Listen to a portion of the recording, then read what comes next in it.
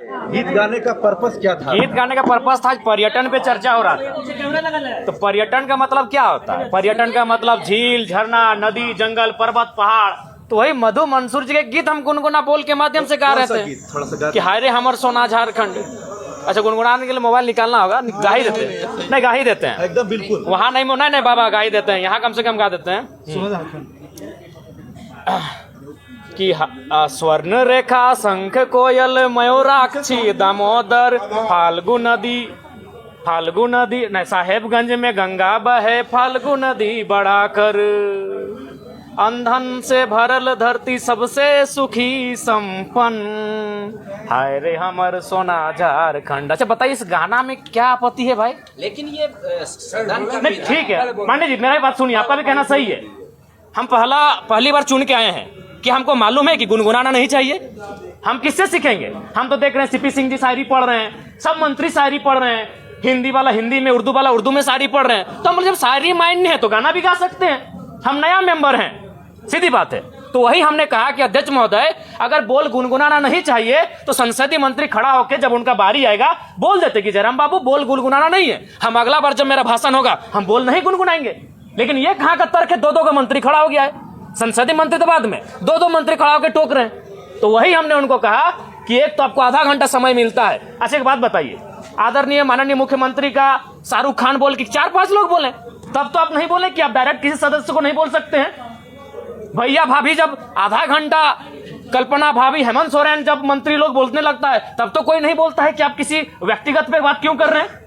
हमने बस यही कहा था कि पर्यटन मंत्री हमारे पड़ोसी हैं, पराशर की वो भी आते हैं, उनके लिए गीत सुनाएंगे तो ठीक है, डायरेक्ट नहीं बोलना चाहिए। उनको आधा घंटा का समय मिलता है, आप 30 सेकंड बोलते हैं कि माननीय जयराम बाबू नए सदस्य हैं, अगला बार इस बात का ध्यान रखेंगे। फिर अगर हम दोहराते हैं आप टोकते हैं। तो हमने उनको वही कहा, और हम तो भाई इसी पहचान से अंदर आए हैं, तो अंदर भी थोड़ी बख्शेंगे। हमारे साथ हमारे समय में कोई कटौती करेगा, हमारे साथ कोई अगर ज्यादा करेगा तो हमने बख्शने वाले हैं, चाहे वो कोई मंत्री रहे चाहे वीआईपी रहे। वही हमने कहा, बैठिए चुपचाप। आप मंत्री ट्रेजरी बेंच पर बैठे, चुपचाप बैठिए। आपको मंत्री बनाया गया है काम करने के लिए, ये मीडिया में आने के लिए नहीं। उछल कूद मत कीजिए। हाँ, उनका हम सम्मान करते हैं, मंत्री है, माननीय है, लेकिन उनका ये व्यवहार उचित नहीं है। आज ये ज्ञान दे रहे हैं, उस दिन आपका ज्ञान कहां था जब आपने इरफान अंसारी जवाब दे ही रहे थे, आपने टोक दिया। इरफान अंसारी जो शायद ध्यानाकर्षण था या अल्पसूचित था या तारांकित प्रश्न था, किसी माननीय सदस्य के प्रश्न का उत्तर दे ही रहे थे, आप खड़ा होकर उनको टोक दिए। उनको सवाल का उत्तर देने देते हैं, उसके बाद आप कहते हैं कि ऑब्जेक्टिव टू ऑब्जेक्टिव होना चाहिए, एक्सप्लेनेशन नहीं। तब आपका संसदीय, अरे भाई नया चूंकि वित्त मंत्री जी अभी इलाज के लिए गए हैं, संसदीय मंत्री, इनको प्रभार मिला है, तो हमारे बड़े भाई माननीय भी उछल कूद करने लगे हैं, अपने आप को सदन से ऊपर ये लोग समझने लगे हैं। और खैर इरफान भाई साहब का तो आदत है, उनको भाई मीडिया में बने रहने के लिए उछल कूद करना जरूरी है। जिस दिन उनका बजट पारित होगा उस दिन तो बोलेंगे ही, और बाकी दिन भी हल्ला, लोगों को टोकना, ये उनका परंपरा बन चुका है। बोलना क्या चाह रहे थे? बोलना हम यही चाहते थे, पर्यटन का बात था। हम मधु मंसूर जो पद्म श्री विजेता है, हम उनका एक 4-5 लाइन का बोल था, उसको सुनाना चाहते थे।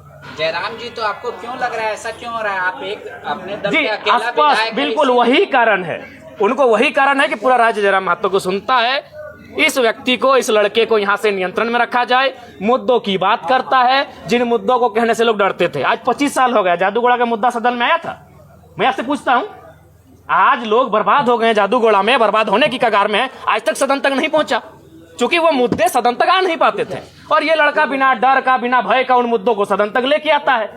तो इन लोग हालत खराब है हमसे, और ये बोलते हैं कि नहीं डायरेक्ट आप किसी सदस्य को नहीं लेकर सकते। कैसे नहीं होता है जी? इसी सदन में लोग हिज ... हम नहीं पूरा बोल रहे हैं, बोल के पार हो गए, लो ... बोल के पार हो गए इसी सदन में। तब इनकी ना मर्यादा कहे गए थे, हमें झारखंडी गीत सुनाए, तो इन लोगों पर परी लग गया भाई। जयराम जी, ये लगता है कि सुदीव्य कुमार सोनू ज्यादा जानकार नहीं, काबिल बनने का कोशिश कर रहे हैं। लगता है कि उनसे बेहतर इस राज्य में कोई है ही नहीं जो संसदीय प्रणालियों को जानता है, जो संसदीय व्यवस्थाओं को जानता है।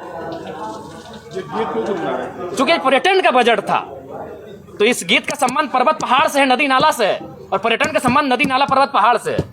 और हम किससे सीखेंगे? मेरा सवाल, हम किससे सीखेंगे?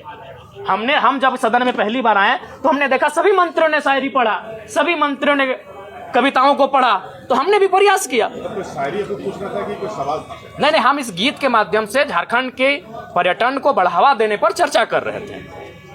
इस गीत के माध्यम से झारखंड के पर्यटन पर हम अपना राय दे रहे थे कि आप अगर पर्यटन पे फोकस करें, पर्यटन पे अगर डेवलपमेंट की बात करें, तो कृषि के बाद, उद्योग के बाद और सरकारी नौकरियों के बाद युवाओं को हम पर्यटन की दिशा में लगा सकते हैं, क्योंकि झारखंड में सबसे सुंदर पर्यटन का माहौल और विकल्प हम लोग तराश सकते हैं।